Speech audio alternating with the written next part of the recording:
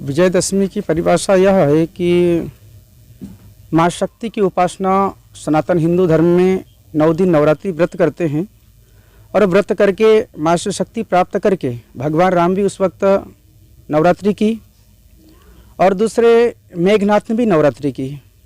मेघनाथ की उद्देश्य था कि मैं विजय प्राप्त करूं, वो सत्य है या असत्य है ये उनको पता नहीं था, पर भगवान जी ने भी उपासना की, भगवान राम ने तो धर्म की स्थापना करने के लिए, असत्य पर सत्य की विजय प्राप्त करने के लिए नवरात्रि की। और 9 दिन नवरात्रि करने के बाद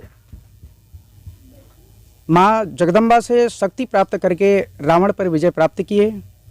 और रावण की बात आती है तो कहीं हम लोग तनस या कागज किसी का भी पुतला बनाकर फूंक देते, हम कहते रावण का दहन कर दिए।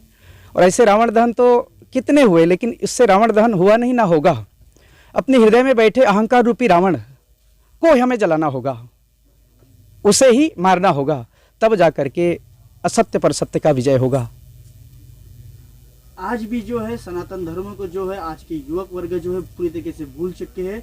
कहीं ना कहीं सनातन जो धर्म है उसको जिंदा रखने के लिए क्या करना चाहिए?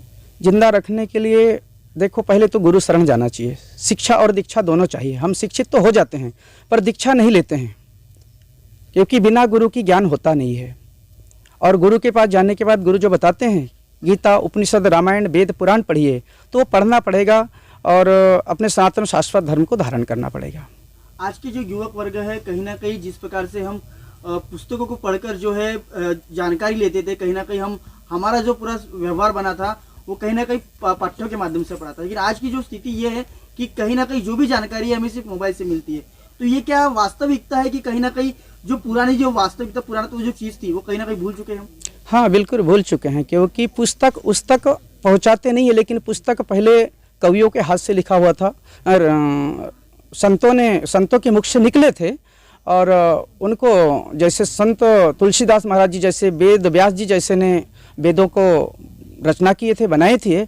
आज मोबाइल में हम लोग देखते हैं, ठीक है, सभी पूरे ठीक नहीं है, शायद कुछ है। मोबाइल में हम जो डालेंगे वही हमें मिलेगा। मोबाइल सब कुछ बता नहीं सकता, और संत जो होते हैं वो बता सकते हैं, क्योंकि वो अनुष्ठान करते हैं, पूजा करते हैं, तपस्या करते हैं और भगवान के करीब होते हैं, भगवान उनके ही अंदर होते हैं। और तो संत शरण लेना पड़ेगा। और पहले संतों का, शब्दों का मूल्य इतना था कि पहले ऋषि मुनि सब जंगल में रहते थे, रोड नहीं हुआ करते थे, अंधेरे में टार्च लेकर के, लाठी लेकर के, मसाल लेकर के जाया करते थे, और तब जाकर ज्ञान मिलता था। और आज ज्ञान जो है टीवी पर, मोबाइल पर हमें मिलता है, तो हमको लगता है ऐसा है कि ये तो सरल है, बिल्कुल कुछ नहीं, एक कहानी, एक कथा, एक बिजनेस है, ऐसा लोगों के मन में भावना होता होगा है। इसका कारण क्या है, वो हल्का समझते हैं। कहीं ना कहीं हमेशा जो कार्यक्रम होते थे, आध्यात्मिक कार्यक्रम देखा जाए, वहाँ पर भजन होते थे। लेकिन आज की जो सिस्टम में ऑर्केस्ट्रा वगैरह आ गया है, कहीं ना कहीं आध्यात्मिक जी को जिस प्रकार से संगीत में वातावरण बनाना था पहले जैसे बनाते थे, अभी वो दिखाई नहीं देता। तो कहीं ना कहीं हम इन चीज़ों को भूलते जा नजर आ रहे हैं, ऐसा आपको लगता है? हाँ, मुझे तो लगता है, और कई बार मैं इस बात को कहता हूँ कि हम लोग कहते हैं, काफ़ी लोग कहते हैं कि हमारे देश आज़ाद हुआ, स्वतंत्रता हुआ, स्वतंत्र मिल गई। मैं कहता हूँ कि अभी स्वतंत्र हुआ नहीं है, क्योंकि लोहे की हथकड़ी निकालकर सोने की हथकड़ी पहना दिया जाए और कहे स्वतंत्र हुआ, तो नहीं। क्योंकि आज भी विदेशी संस्कृति हावी हो गई है। विदेशी संस्कृति को ही धारण करके हम चल रहे हैं और हमारे शाश्वत सनातन धर्म को भूल रहे हैं। तो मैं तो पूरे देशवासी को निवेदन करूंगा कि शाश्वत सनातन धर्म को पुनः धारण करने की ज़रूरत है। और इसी कारण आज कई लोग मुझे पूछते थे कि ये कोरोना कैसा आया, कहाँ से आया, क्यों आया? तो हमने प्रकृति को छेड़े थे। अब इस कारण ये सब कोरोना महामारी झेलना पड़ा। अनेक प्रकार की जो बीमारियां पैदा हुई, इसके कारण यही है कि हमने शाश्वत सनातन धर्म को भूल गए, हमारे जैविक खाद को हमने भूल गए। हम आज डीएपी, यूरिया, सल्फाइड और दूसरी वननाशक, कीटनाशक, जिससे अन्न का बल, ताकत, उसकी एनर्जी जो है ख़त्म हो गया। हम जो खाते हैं, हमारे पेट भरता है, भूसा रह गया, उससे हमें प्रोटीन नहीं मिलता। तो हमें पुनः फिर से अपने सनातन शाश्वत धर्म को धारण करना पड़ेगा। वो ऋषि कृषि केंद्र पर हमें फिर से आना पड़ेगा। हमें कहीं ना कहीं 9 दिन जो है हम माता के रूप में स्त्री को पूजते हैं, लेकिन कहीं ना कहीं आज जिस प्रकार से देखा जाए, स्त्रियों को सिर्फ 9 दिन ही पूजा जाता है, बाकी दिन नहीं। क्या कारण इसकी? ऐसा नहीं होना चाहिए, प्रतिदिन करना चाहिए। क्योंकि परधन पत्थर मानिए, परी स्त्री मात समान, जितने कुंवारी कन्या वो साक्षात देवी समान हमेशा के लिए है। तो कारण यही है कि नारियों की अपमान, बड़े बुजुर्गों की अपमान, संतों की अपमान, अपने धर्म संस्कृति की अपमान, इसी कारण हम लोगों को कई तरह से बीमारियों के सामने करना पड़ता है, कई प्रकार के उलझनों में हमें फंसना पड़ता है। मैं तो पूरे देशवासियों को निवेदन करूंगा कि पुनः अभी भी समय है, हम जाग जाएं, अभी भी हम लोगों को समय है, भगवान की कृपा सदा बनेगी। क्योंकि प्रणत पाल रघुवंश मणि करुणा सिंधु खरारी गए शरण प्रभु राखियो सब अपराध विसारी, सारी अपराध को क्षमा करके भगवान शरण में ले लेते हैं और कल्याण करते हैं। तो आज भी समय हम लोग गुरु शरण जाएं और हम वेद उपनिषद गीता रामायण की ओर जाएं, अपने शाश्वत सनातन धर्म को धारण करके जीवन जीने का प्रयास करिए। यही निवेदन मैं पूरे भारतवासी को करूंगा। आज भी देखा जाए एक खाद्य की दिन बातचीत करें तो मत्स्य पान, उसके बाद मदिरा पान, ये जो चीजें हैं आज भी आपको दिखाई दे रही है। कहीं ना कहीं इन चीजों से मुक्ति के लिए क्या करना चाहिए ऐसा आपको लगता है? इन चीज़ों के लिए मुक्ति के लिए बस वही एक ही मार्ग है, गुरु शरण। गुरु के बिना कुछ नहीं होगा। रामकृष्ण से कौन बड़ा, उन्होंने भी गुरु कुन्य तीनों लोक के वे मालिक गुरु आगे अधीन।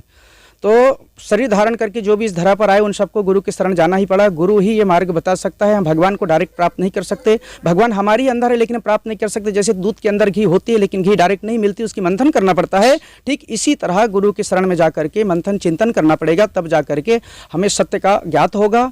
और व्यसन क्या है, जैसे किसी को भजन का आदत लगी, बिना भजन के वो रह नहीं सकता, इसी प्रकार से व्यसन की आदत लग जाती, बिना व्यसन के रह नहीं सकते।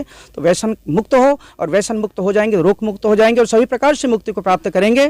तो ये मदिरा पान जो है मांसाहार, ये मनुष्यों के लिए नहीं है। मांसाहार उनके लिए जैसे शेर है, गिद्धड़ है, बिल्ली है, कुत्ता है, इनकी दांत अलग है, पानी चाट कर पीते हैं, और जो शाकाहारी पानी चूस करके पीते हैं, ये हमारी पहचान है।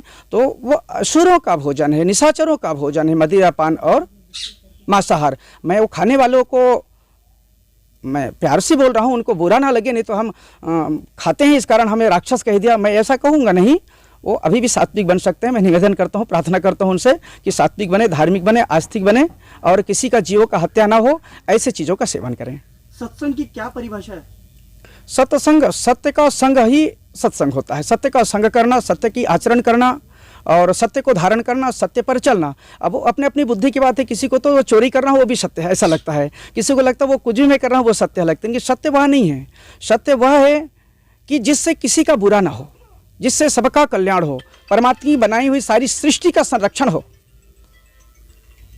वो सत्य है। कहीं ना कहीं ये कोरोना काल आया, इस कोरोना काल में सब लोग जो है उनकी हालत परिस्थिति पूरी खराब हो गई है। कहीं ना कहीं विश्वास भी जो है आध्यात्मिक चीजों से दूर होते नजर आ रहा है। क्या लगता है आपको, सत्संग एक ऐसा जरिया है क्या फिर से आध्यात्मिक को जिंदा रख सकता है? बिल्कुल। अगर संत के शरण लेते हैं, गुरु के शरण लेते हैं, अपने माता पिता की बताए मार्ग पर चलते हैं। दादा दादी आज भी जीवित है, जो लोग सत्य को लेकर के चलते हैं, धर्म को लेकर चलते हैं, अपनी संस्कृति को लेकर चलते हैं, अगर उनका हम सुनना प्रारंभ करते हैं, अपने दादा दादी, अपने नाना नानी, अपने माता पिता और संत गुरुओं का सुनना प्रारंभ कर देंगे, वेद उपनिषद रामायण गीता को हम पढ़ना प्रारंभ कर देंगे, केवल पढ़ना नहीं, उसको अमल करना, आचरण में लाना, ये अगर हम प्रारंभ कर देते हैं तो आज भी हर प्रकार की महामारी शांत हो सकता है। क्योंकि हर युग में जब जब अन्याय हुआ, जब जब अनर्थ हुआ, जब जब कुछ दुर्घटना घटी, तब तब गुरु की, संतों की, भगवान की शरण लेना पड़ा, और तब तब भगवान भक्तों की दुख को, संकट को दूर करने के लिए नाना प्रकार से रूप धारण करके इस धरा पर आए और उनका कल्याण किए। इस दशहरे में मैं असत्य पर सत्य का विजय उस वक्त हुआ था, त्रेता युग में भगवान राम धर्म की स्थापना के लिए रावण का अंत करके धर्म की स्थापना किए थे। तो मैं आज पूरे देशवासी, सभी पूरे विश्व को मैं निवेदन करता हूँ कि सब धार्मिक बने, आस्तिक बने, शाकाहारी बने, संस्कारवान बने, चरित्रवान बने, संतों की आज्ञाकारी बने, अपने माता पिता की आज्ञाकारी बने और सत्य को धारण करके चलें। जैसे भगवान राम ने जन्म से लेकर के अंतिम तक मनुष्य को करना क्या चाहिए, पिता कैसे हो, पुत्र कैसे हो, पति कैसे हो, राजा कैसे हो, प्रजा कैसे हो, संत कैसे हो, भक्त कैसे हो, ये सारी उन्होंने जन्म से लेकर के अंतिम तक हम लोगों को मार्ग दिए। उन्होंने उस मार्ग पर हम चलें और अपने हृदय में बैठे हुए अहंकार रूपी रावण का अंत करें। और सभी देशवासियों को मेरी ओर से बहुत बहुत इस दशहरा का बहुत बहुत हार्दिक शुभकामनाएं।